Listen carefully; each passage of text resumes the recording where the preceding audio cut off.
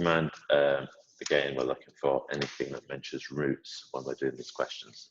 So in this one, where you're told that this equation, P is positive, so we're going to remember that. And also, we've got equal roots. Do you remember what I said? Equal roots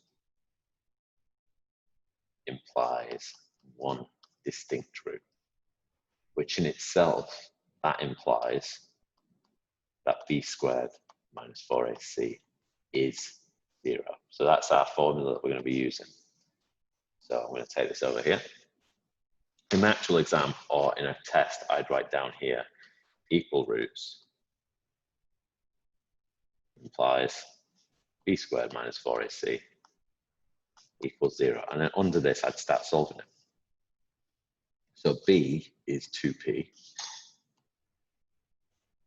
That's squared. And then this 3p minus 3p plus 4, that's my constant, that's c. So I've got 4 times 1, because that's a, and then c is this 3p plus 4.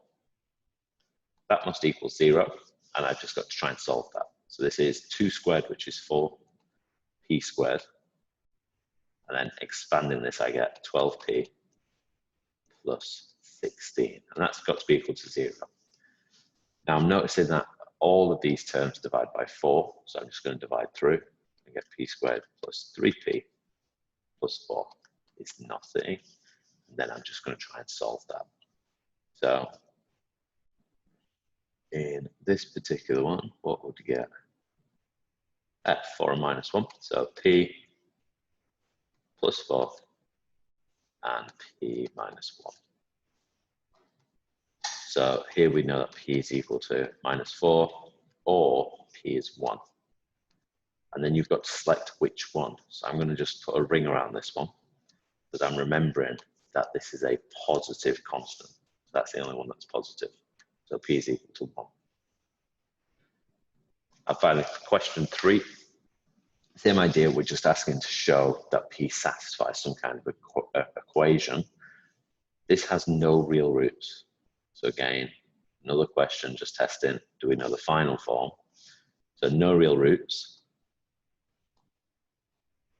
implies what? Well, in this case, we know to have no roots that must be less than 0.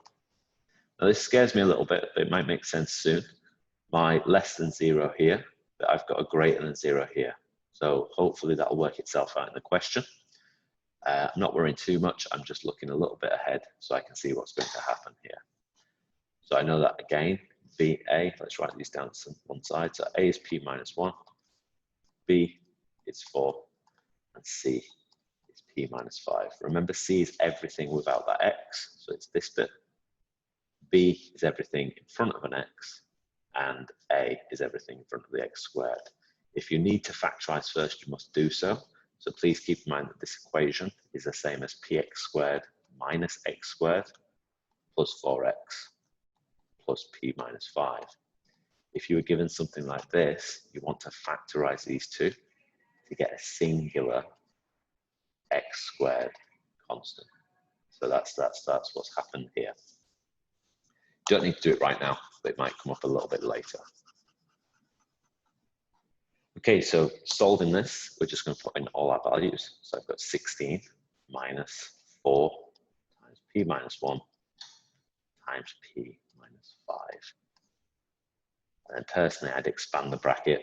So I get 16 minus 4, and I've got a singular bracket, but I'm just going to expand these two. I've got p squared minus 6p plus 5, and then I'm going to expand that. So notice here, I'm going to get this minus 4p squared. That's going to be quite important in a second. So 16 minus 4p squared plus 24p, and then minus times minus, positive is minus, so minus 20. And then I'm just going to tidy that up. I've got minus 4p squared plus 24p. 16 minus 20 is minus 4.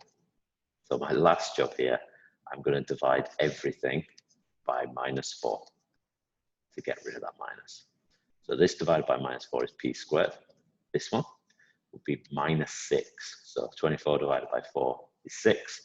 And that plus becomes a minus because I'm divided by a negative 4. And this one will become a plus 1. Now, when divided through by a negative constant, you need to remember to flip the sign of that inequality. And that's our final answer. Now, there are other ways to do this. You can kind of take them to the other side and then just divide through by 4. It will give the same idea though. So this is just doing it all in one step.